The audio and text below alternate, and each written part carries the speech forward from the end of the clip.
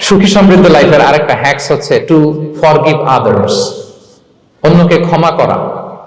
If you forgive others you will be happy. ক্ষমা করলে আপনি সুখী হবেন। অনেকে আছে ক্ষমা করতে চায় না, কঠিন হৃদয়, পাথরের মতো শক্ত হৃদয়, মাফ করতে চায় না কাউকে। উনি আবার মুনাজাতে বসলে আল্লাহ আল্লাহ আমারে মাফ করো, আল্লাহ আমারে ক্ষমা করো, কাঁদতে কাঁদতে বুক ভাসায়। উনি ক্ষমা চায় মাগার উনি কাউরে ক্ষমা করেন না। এরকম ডাকাত আছে না নাই?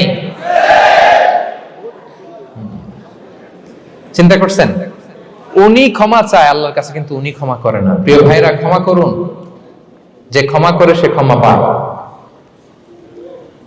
আচ্ছা, একটু চোখটা বন্ধ করে, চোখ বন্ধ করলাম আমি, জানা অজানা পাপের পাহাড়ের দিকে তাকালাম। এবার একটু চিন্তা করেন যে কি পরিমাণে ক্ষমা আল্লাহর পক্ষ থেকে আমার জন্য প্রয়োজন। চিন্তা করেছেন? এবার চোখ খুলুন, পাপের পাহাড়ের দিকে একটু তাকান, আপনার জানা অজানা যে পাপের পাহাড়, তাকান এবং ভাবুন এগুলোর জন্য কি পরিমাণে ক্ষমা আল্লাহর পক্ষ থেকে আপনার দরকার, প্রয়োজন। সেই প্রয়োজনের তাগিদে হলেও ক্ষমা করুন। খেয়াল রাখবেন, যে ক্ষমা করে সে ক্ষমা পায়, যে অন্যকে ক্ষমা করে না সে ক্ষমা পায় না। তাহলে আল্লাহর কাছে ক্ষমা চাওয়ার আগে আপনি আপনার পাশের লোকদেরকে ক্ষমা করবেন। পারা যাবে তো ইনশাআল্লাহ? ক্ষমা এটা সবাই করতে পারে না, এটা অনেক বড় মহৎ গুণ। যার হৃদয় বড় সে ক্ষমা করতে পারে। আপনি যদি ক্ষমা না করে কারো ব্যাপারে হিংসা, বিদ্বেষ, ক্ষোভ, হিংসা অন্তরে পুষে রাখেন, এটা ওর কোনো লস নাই, লস আপনার। It will burn yourself inside, আপনারা জ্বালিয়ে দিবে। আপনি কারো ব্যাপারে ক্ষোভ রাখছেন, ক্ষোভে গদগদ, রেগে অস্থির, হিংসা, ওর কিছুই হচ্ছে না, হচ্ছে কার? আমার। আপনাকে জ্বালিয়ে পুড়ে শেষ করে দিবে। ওর দিকে তাকানোর দরকার নেই। আপনার নিজের সুখের জন্য আপনি অন্যদেরকে ক্ষমা করুন। তাহলে দেখবেন, যদি ক্ষমা করে দেন, একটা মনোদৈহিক প্রশান্তি আপনি লাভ করবেন, একটা সুখানুভূতি আপনি পাবেন। ক্ষমা করে দেন, রাগ, ক্ষোভ, হিংসাকে না বলুন, মনটাকে নির্ভর রাখুন, ইউল বি হ্যাপি। কথা বুঝতে পেরেছেন? এবার চমৎকার একটা হাদিস শোনাবো, যা বলবো তার পক্ষে হাদিস শোনাবো। মুসনাদে আহমদ ইবনে হাম্বলের একটা হাদিস। বিষ্ণু ঈসা ইসলাম সাহাবাদেরকে নিয়ে একটা মজলিসে বসা। হঠাৎ করে তিনি বললেন, ইয়াতলু আলাইকুমুল আনা রাজুলুন মিন আহলিল জান্নাহ। ঠিক এখনই একজন এসে এই মজলিসে তোমাদের মধ্যে বসবে, সে জান্নাতি। সে কি? এটা শোনার পরে তো সব সাহাবারা নড়ে চড়ে বসলো। কি রে, রাসূল সাল্লাল্লাহু আলাইহি ওয়াসাল্লাম একজনকে জান্নাতের অ্যানাউন্সমেন্ট দিচ্ছে, কে সে, কি তার আমল? তো দেখা গেল এক আনসারী সাহাবা প্রবেশ করেছে, তার জুতা দুইটাকে বগল দাবা করে, কিন্তু কেউ তারে চিনে না। তারা যে এক্সপেকটেশন করছিল যে খুব আল্লাহওয়ালা এমন কেউ আসবে, না, সাধারণ, চিনে না কেউ তাকে। সবাই অবাক হলো যে কি তার আমল। রাসূল সাল্লাল্লাহু আলাইহি ওয়াসাল্লাম তাকে জান্নাতি বলে ঘোষণা দিয়েছে। কিছুদিন পরে আবারও আরেক মজলিসে রাসূল সাল্লাল্লাহু আলাইহি ওয়াসাল্লাম বললেন, ইয়াতলু আলাইকুমুল আনা রাজুলুন মিন আহলিল জান্নাহ। এখন একজন লোক আসবে, সে জান্নাতি। সবাই আবার নড়ে চড়ে বসলো, খেয়াল করলো, দেখি কে আসে, দেখি কে আসে। দেখলো আবার সেই আনসারী সাহাবী আসলো। সবাই তো অবাক। তার কিছুদিন পরে আরেক মজলিসে রাসূল সাল্লাল্লাহু আলাইহি ওয়াসাল্লাম বললেন, ইয়াতলু আলাইকুমুল আনা রাজুলুন মিন আহলিল জান্নাহ। এক লোক আসবে এখন, সে জান্নাতি। সবাই অবাক, দেখি কে আসে। আবার সেই আগের লোকটি আসে। সুবহানাল্লাহ। সাহাবীরা অবাক। সবচেয়ে বেশি অবাক হয়েছেন আব্দুল্লাহ ইবনে আমর ইবনে আল-আস রাদিয়াল্লাহু তাআলা আনহু। তিনি অবাক হলেন, ঘটনা কি? কারো ব্যাপারে তো নবীজি এমন বলেন না, কি তার আমল, কি তার গোপন রহস্য, দেখি তো খুঁজে বের করা যায় কিনা। তিনি ওই সাহাবীর বাড়িতে গেলেন, যে কৌশল করে একটা কথা বললেন, প্রিয় ভাই, আমি তোমার ঘরে মেহমান হতে চাই। অনেকদিন ধরে আমার আব্বার সাথে আমার একটু মনোমালিন্য, বাসায় না থেকে তোমার বাসায় থাকবো। আসলে মনোমালিন্য এখন হয় নাই, আগে হয়তো কখনো হয়েছে। ওইটাকে একটু কৌশল করে বলাকে আরবিতে তাওরিয়া বলে। কি বলে? তাওরিয়া, মানে একটু টুইস্ট করে কথা বলা, মিথ্যা হয় না, এটাকে তাওরিয়া বলে। তো আরবরা তো, সাহাবারা তো মেহমান পেলে খুশি হতেন। তিনি বললেন, হ্যাঁ অবশ্যই মেহমান হবেন, আহলান ওয়া সাহলান, আসুন। 3 দিন ওই সাহাবীর বাড়িতে তিনি থাকলেন। খেয়াল করলেন কি করে না করে, ইবাদত, শেষ রাতে, মাঝরাতে।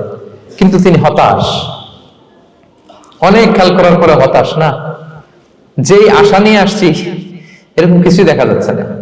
শেষমেশ 3 দিন পরে তিনি খুলেই বললেন যে, ভাই আসলে তেমন কিছু হয় নাই আমার বাবার সাথে, যে কারণে আমি তোমার বাসায় এসেছি। আমি এসেছি তোমাকে ফলো করবার জন্য। ফলো করবার জন্য? কারণ কি? তখন তিনি বললেন, 3টা ভরা মজলিসে বিষ্ণু সাল্লাল্লাহু আলাইহি ওয়াসাল্লাম তোমাকে জান্নাতি বলে ঘোষণা দিয়েছে। আমি দেখতে চেয়েছি যে তুমি কি আমল করো, কি তোমার এমন আমল যে কারণে তুমি জান্নাতি। একটু দেখার জন্য এসেছি। রাসূল সাল্লাল্লাহু আলাইহি ওয়াসাল্লাম তোমাকে 3 বার জান্নাতি বলে ঘোষণা দিয়েছে, কিন্তু দেখলাম না তুমি নামাজের সময় নামাজ যাও, শেষ সাথে তাহাজ্জুদ পড়ো, তাও 2-4 রাকাত, কোনোদিন পড়ো কোনোদিন পড়ো না, কোরআন তেলাওয়াত করো, দান সদকা স্বাভাবিক করো, অস্বাভাবিক কিছু না, আমাদের মতোই, কখনো কখনো আমাদের চেয়েও কম। তো কি তোমার গোপন রহস্য? ওই সাহাবী বলে আমিও জানি না। কেন যে নবী সাল্লাল্লাহু আলাইহি ওয়াসাল্লাম বলছে আমিও জানি না।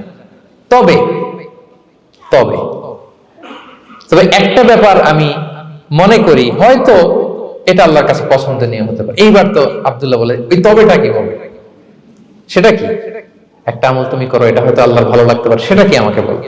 তখন সেই আনসারী সাহাবী বলল যে আমি প্রতিদিন যখন রাতে বিছানায় ঘুমোতে যাই, আমি ঘুমোতে যাওয়ার আগে সবাইকে ক্ষমা করে তারপর বিছানায় যাই।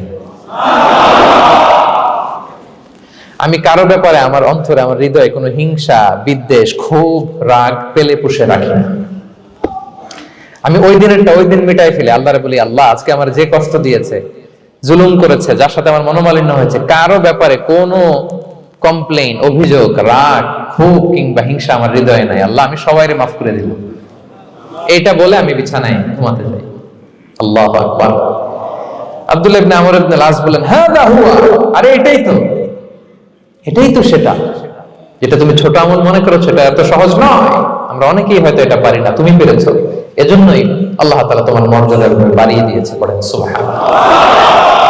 প্রিয় ভাইরা, যে ক্ষমা করে তার মর্যাদা বাড়িয়ে দেয় কে? আল্লাহ। এখন থেকে কি করবেন?